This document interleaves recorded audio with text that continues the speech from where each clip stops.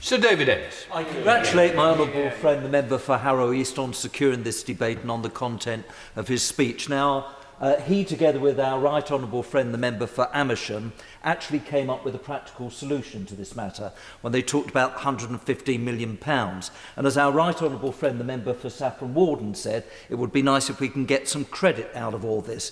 Now, Mr Deputy Speaker, we couldn't have a more perfect minister to be responding to this debate than the one that we have who's due to respond. Because, of course, before she became a minister, she was a wonderful advocate on behalf of her constituents who had been suffering as a result of this particular issue.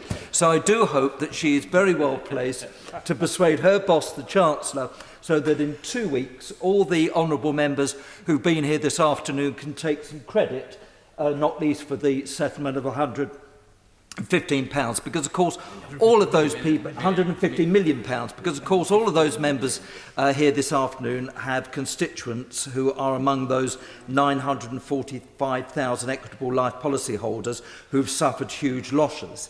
I've raised this many times with the Treasury and I always receive the same response.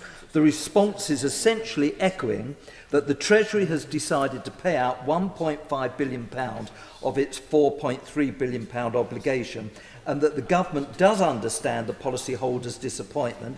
However, tough decisions need to be made due to the pressures on the public finances. Well, of course, we do all understand that taxpayers' money needs to be managed and spent carefully with the greatest of consideration.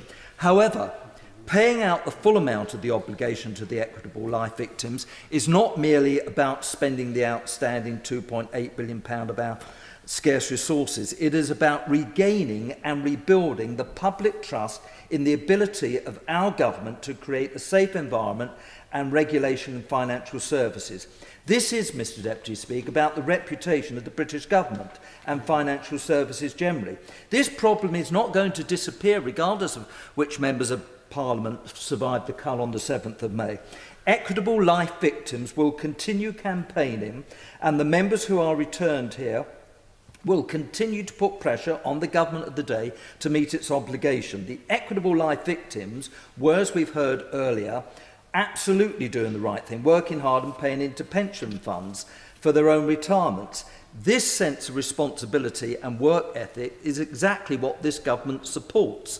By paying only 22% of the obligation, the government is ignoring the recommendation of the Parliamentary Ombudsman, as many members have said, the same recommendation that previously been accepted by the government in full. The British government ignoring the Parliamentary Ombudsman, I think, Mr Deputy Speaker, sets a poor example for ombudsman cases across the country.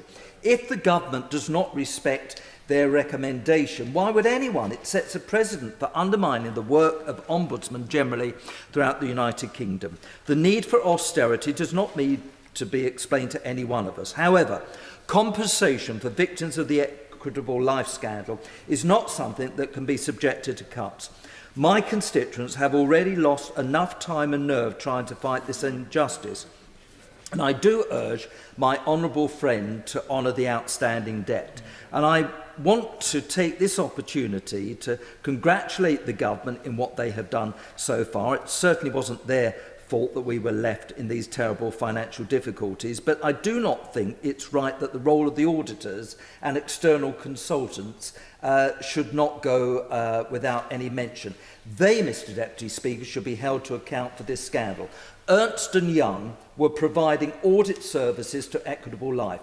Their bosses now say they regard this to be a closed case, as the individual responsible have now retired. However, it is very far from being a closed case and a happy retirement for all of our constituents who are waiting for the remaining 78% to be paid up. So, Mr Deputy Speaker, let me reiterate, this is not just about spending the taxpayers' money. This is about the credibility and the respectability of this government, of the UK financial services, and the very trust in the ombudsman system. Pablo Nash.